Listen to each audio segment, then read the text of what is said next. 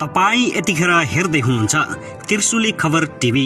24 घण्टा ताजा खबरको लागि हाम्रो च्यानललाई सब्स्क्राइब गर्नुहोला, नजिक रहेको बेल आइकन दबाई हामीसँग जोडिनुहोला। जापानिज पूर्व प्रधानमन्त्रीलाई गोली हान्नेका घरमा भेटियो विस्फोटक पदार्थ। आबेलाई गोली हान्ने यामागामीले प्रहरी समक्ष दिए यस्तो बयान। जापानिजहरूको होस उड्यो। जापानका प्रधानमन्त्री आबेको हत्याप्रति ओलीको दुःख व्यक्त। वर्तमान 5 दलीय गठबन्धन सरकारले देशको चाबी लिएर धुकुटी लुट्ने काम गरेको एमाले अध्यक्ष ओलीको आरोप। सक्रियतापूर्वक पार्टी काममा लाग्न अध्यक्ष ओलीले दिए आफ्ना कार्यकर्ताहरूलाई निर्देशन। प्रचण्डमाथि किन खनिए यसरी एमाले अध्यक्ष ओली। माओवादी हिंसात्मक द्वन्द्व। एमाले काङ्ग्रेसका कार्यकर्ता र सेना प्रहरी मारेर चाँडै सत्तामा पुग्न थियो। प्रचण्ड 17,000 मानिसको हत्यारा भन्दै आक्रोश। बाजुराको बुढीगङ्गा नगरपालिकाको मतगणना जारी। मेयर उपमेयर दुवैमा नेकपा एमालेको अग्रता कायमै। माओवादी स्थायी समितिको बैठक आज बस्दै। माओवादीमा पदाधिकारी चयन शर्मा माथिको छानबिनपछि मात्रै हुने। चीनका प्रभावशाली कम्युनिस्ट नेता चाउ आउँदैछन्। ओली प्रचण्डलाई फेभिकुपले मिलाउन के वाम एकता होला त? वामदेव गौतम फेरि पुगे खुमुलटार के प्रचण्डले ओलीसँग मिल्ने सन्देश दिए त? यसबारे पनि जानकारी। जापानका पूर्व प्रधानमन्त्री जाबेको निधनमा राष्ट्रिय शोक मनाउने नेपाल सरकारको निर्णय। प्रचण्ड माधव कुमार नेपालले काङ्ग्रेससँग मिलेर वाम एकताको ढोकाको चुकुल लगाउनु भयो। विष्णु रिमाल। र हिजो रातिदेखि लगातार परेको भारी वर्षाका कारण देशका अधिकांश क्षेत्रहरू प्रभावित। बागलुङका 27 वडामा निकै ठुलो बाढी। पहिरोबाट बस्न आग्रह।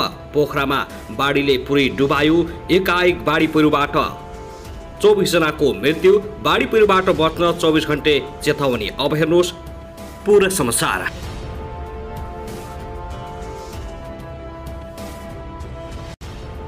दर्शक महानुभाव नमस्कार, तपाईलाई हार्दिक स्वागत छ हाम्रो च्यानल त्रिशुली खबर टिभीमा। यदि हाम्रो च्यानललाई अहिलेसम्म सब्स्क्राइब गर्नुभएको छैन भने सब्स्क्राइब गरी नजिक रहेको बेल आइकन दबाई हामीसँग जोडिनुहोला। दर्शक सदाझै आज पनि हामी तपाईहरुमाझ देशभरका विभिन्न खबरका साथ उपस्थित भइसकेका छौं। यो भिडियोलाई अन्तिमसम्म हेरी हामीले साथ दिनुहोला। दर्शकबिन हाम्रो मेहनतको लागि एउटा सानो लाइक गर्न भने नभुल्नुहोला। कहाँदेखि हेर्दै हुनुहुन्छ के भन्न चाहनुहुन्छ तपाईको मनमा लागेका प्रतिक्रिया अवश्य पनि कमेन्ट गर्न नभुल्नुहोला। दर्शकबिन के तपाईँ हाम्रो च्यानलमा नियमित श्रोता हुनुहुन्छ? नियमित हुनुहुन्छ भने तल कमेन्ट बक्समा नियमित अथवा रेगुलर लेख्नुहोस्। यदि तपाईँ नयाँ हुनुहुन्छ भने सब्स्क्राइब गरी जोडिनुहोस् ताकि नयाँ अपडेटका साथ हामी तपाईहरुमा छरपल उपस्थित हुने गर्दछौँ। आउनुहोस् आजको पहिलो खबरतर्फ लागौँ। सबैभन्दा पहिले बाजुराको बुढीगङ्गा नगरपालिकाको मतगणना। मेयर उपमेयरमा दुवैमा एमालेको अग्रता शीर्षकबाट। बाजुराको बुढीगङ्गा नगरपालिकाको अहिले मतगणना भइरहेको छ। पछिल्लो मत परिणाम अनुसार 1400 मतगणना हुँदासम्म मेयर र उपमेयर दुवैमा नेकपा एमाले अग्रता कायम राखेको छ। मेयरमा नेकपा एमालेका उम्मेद्वार रामबहादुर बानियाले 722 मत ल्याएका छन् भने नेपाली काङ्ग्रेसका उम्मेद्वार रङ्गबहादुर खातीले 601 मत प्राप्त गरेका छन्। त्यस्तै उपमेयरमा नेकपा एमालेकी उम्मेद्वार माया कुमारी खड्का कुँवरले 711 मत प्राप्त गर्दा काङ्ग्रेसका उम्मेद्वार रिता शाहीले 623 मत मात्र प्राप्त गरेकी छिन्। दर्शक महानुभाव त्यसगरी जापानका पूर्व प्रधानमन्त्री सिन्जो आबेको निधनप्रति नेपाल सरकारले शोक मनाउने भएको छ। शुक्रबार बसेको मन्त्री परिषद बैठकले पूर्व प्रधानमन्त्री आबेको निधनप्रति दुःख व्यक्त गर्दै आज शनिबार राष्ट्रिय शोक मनाउने निर्णय गरेको हो। नेपाल सरकारले उनीमाथि भएको गोली प्रहारको भर्सना समेत गरेको छ। आबेको निधनप्रति प्रधानमन्त्री शेरबहादुर देउबा, प्रमुख प्रतिपक्षी दल नेकपा एमालेका अध्यक्ष केपी शर्मा ओली, माओवादी अध्यक्ष पुष्पकमल दाहाल प्रचण्ड लगायतले शोक व्यक्त गरेका छन्। शुक्रबार एक चुनावी सभालाई सम्बोधन गर्ने क्रममा आबेमाथि अन्धधुन्ध गोली प्रहार भएको थियो। गोली प्रहारबाट घाइते भएका उनको उपचारका क्रममा मृत्यु भएको थियो। आबे जापानमा सबैभन्दा लामो समय प्रधानमन्त्री हुने व्यक्ति समेत थिए। दर्शक महानुभाव त्यसगरी चिनिया कम्युनिस्ट पार्टी सीपीसीका नवनियुक्त विदेश विभाग प्रमुख लिउ जियानचाओ भोलि आइतबार 4 दिने भ्रमणका लागि नेपाल आउँदैछन्।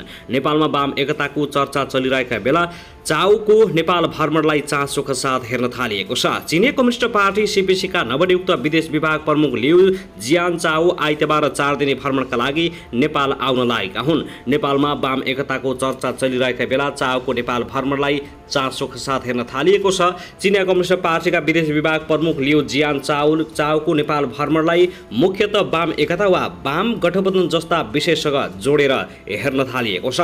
आसन्न सङ्घ र प्रदेश सभाको निर्वाचनमा वाम गठबन्धन बनाउने गरी नेपालका कम्युनिस्ट नेताहरू अनौपचारिक रूपमा छलफलमा जुटिरहेका बेला लिउको भ्रमणलाई वाम गठबन्धन गराउने चिनिया कसरतकै रूपमा हेरिएको छ। केही दिन अघि विदेश विभाग प्रमुख लिउ र उपप्रमुख चेन झौ लगायतका नेताले असार 9 गते माओवादी केन्द्रका अध्यक्ष पुष्पकमल दाहाल र असार 10 मा एमाले अध्यक्ष केपी शर्मा ओलीसँग छुट्टा छुट्टै भर्चुअल संवाद गरेका थिए।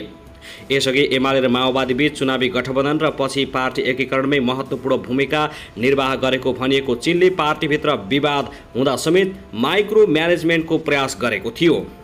चिनिया राजदूत हौ यान्सीले लगातार नेपालका कम्युनिस्ट पार्टीको घर दैलोनी गरे पनि नेकपा अन्ततः विभिन्न कारणले एकीकृत पार्टीका रूपमा रहन सकेन। तर चिनिया चासो भने कम भएको छैन। तर एमाले नेताहरू भने नेपालमा कम्युनिस्ट बीच चीनले माइक्रो म्यानेजमेन्ट गर्न नसक्ने र कोसिस गरे पनि एमाले र माओवादी केन्द्रलाई जोड्न नसक्ने दाबी गरेका छन्। विगतमा चिनिया कम्युनिस्ट पार्टीसँग संस्थागत रूपमा प्रशिक्षण लिएका कम्युनिस्ट पार्टीहरू सहज रूपमा चिनिया रुचिबारे बोल्न नसके पनि कतै न कतै चिनिया चासो र प्रभावका विषयमा भने नतमस्तक देखिन्छन्। माओवादी केन्द्रका नेता हरिबोल गजुरेल चीनले नेपाललाई कम्युनिस्ट पार्टीहरूमाथि सदा सहायता राख्नु स्वाभाविक मानेका छन्। 2074 को निर्वाचनमा एकै ठाउँमा उभिएका नेपालका दुई ठूला वाम घटक सत्तामा पुगेपछि विभिन्न स्वार्थका कारण विवादित र विभाजित बनेका थिए।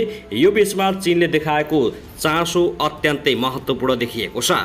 साथै नेकपा एमालेका अध्यक्ष एवं पूर्व प्रधानमन्त्री केपी शर्मा ओलीले वर्तमान 5 दलीय गठबन्धन सरकार अविलम्ब हट्नुपर्ने बताएका छन्। हिजो शुक्रबार छवि कार्कीको 12औं स्मृति सभालाई सम्बोधन गर्दै अध्यक्ष ओलीले यस्तो बताएका हुन्। उनले देशको चाबी लिएर धुकुटी लुट्ने काम गठबन्धनको सरकारले गरेको आरोप लगाएका छन्। अध्यक्ष ओलीले अन्य सरकार भएको भए अहिलेसम्म मैनबत्ती झैँ पग्लिएर सरकारबाट हटिसकेको हुने भए पनि अहिलेको सरकार तमासा देखाएर बसेको बताएका छन्। उनले गठबन्धनको सरकारलाई अब स्वीकार्न नसकिने उल्लेख गर्दै गठबन्धन सरकार नराम्रा कामहरूको थुप्रो भएको बताएका छन्। अध्यक्ष ओलीले गठबन्धन सरकार नालायक र भ्रष्ट रहेको भन्दै सरकार आफै नहटे जनताले टिपेर मिल्काउनु पर्ने बताएका छन्। अध्यक्ष ओलीले नेपाली कांग्रेस र प्रधानमन्त्री शेरबहादुर देउबामा गलत गर्नेलाई कारबाही गर्ने हुत्ती नरहेको आरोप लगाएका छन्। उनले अर्थमन्त्री जनार्दन शर्माले आफै राजीनामा दिएको तर राजीनामा नदिएको भए पनि कारबाही गर्ने आँट प्रधानमन्त्री देउबामा नरहेको ठोकुवा गरेका छन्।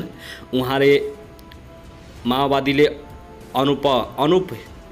अनुपयुक्त समयमा हतियार उठाएकै कारण हजारौं युवा शक्ति विदेश जानुपर्ने बाध्यता सिर्जना भएको समेत आरोप लगाएका छन्। अध्यक्ष ओलीले जनयुद्धका नाममा माओवादीले गरेको हिंसा जनयुद्ध नभएको दाबी गरे। उनले निहित स्वार्थका लागि र केही व्यक्तिको स्वार्थका लागि कसैको इसारामा कसैको योजनामा नेपाली जनताको जीवनमाथि खेलबाड गर्न नेपालमा सशस्त्र द्वन्द्वको नाममा माओवादीले जनहित विपरीतका काम गरेको समेत गम्भीर आरोप लगाएका छन्। अध्यक्ष ओलीले माओवादीले शान्ति प्रक्रियामा आई हतियारको प्रयोग छोडे भनिसकेपछि पनि नेकपा एमालेका तत्कालीन कार्यकर्ता छवि कार्कीको अमानवीय ढङ्गले हत्या गरेको उल्लेख गरेका छन्। अध्यक्ष ओलीले 2063 वैशाख 11 गते तत्कालीन राजा ज्ञानेन्द्रले गरेको घोषणा सर्वदलीय स्वीकृतिमा पार्टीले तयार गरेको ड्राफ्ट भएको र पार्टी कार्यालय बल्खुमा बसेर आफैले उक्त ड्राफ्ट तयार पारेको दाबी गरेका छन्।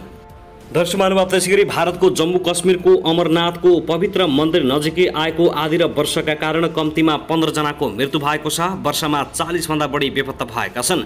वर्षपछि अर्को सूचना नभएसम्मका लागि अमरनाथको यात्रा स्थगित गरिएको छ। अहिले उक्त क्षेत्रमा उद्धार कार्य तीव्र पारिएको भारतीय सञ्चार माध्यमहरूले जनाएका छन्। स्थानीय समय अनुसार शुक्रबार साँझ 5:30 बजे अकस्मात आधी र वर्षा सुरु भएको थियो। घाइतेहरूलाई अस्पताल पुर्याउन सेनाको हेलिकप्टर परिचालन गरिएको छ। शनिबार बिहान 6 जनाको उद्धार गरिएको समाचार एजेन्सी एनआईले जनाएको छ। स्वास्थ्य टोली पनि पुगिसकेको छ। उद्धार गरिएकालाई हेलिकप्टरबाट अस्पताल पुर्याइएको छ। दर्शक महानुभाव, त्यसैगरी बागलुङ जिल्लाका 27 वटा मनसुनजन्य प्राकृतिक प्रकोपको उच्च जोखिममा रहेका छन्। जिल्लाभर रहेका 10 स्थानीय तहका 85 वटा मध्ये 27 वटा उच्च जोखिममा रहेको पाइएको हो। जिल्ला विपद व्यवस्थापन समिति बागलुङले बर्खाको समयमा हुने मनसुनजन्य प्राकृतिक प्रकोपको स्तरीकरण तथा जोखिम क्षेत्र सूचीकृत गर्दै 27 वटालाई उच्च जोखिममा राखेर सतर्कता अपनाउन आग्रह गरेको छ।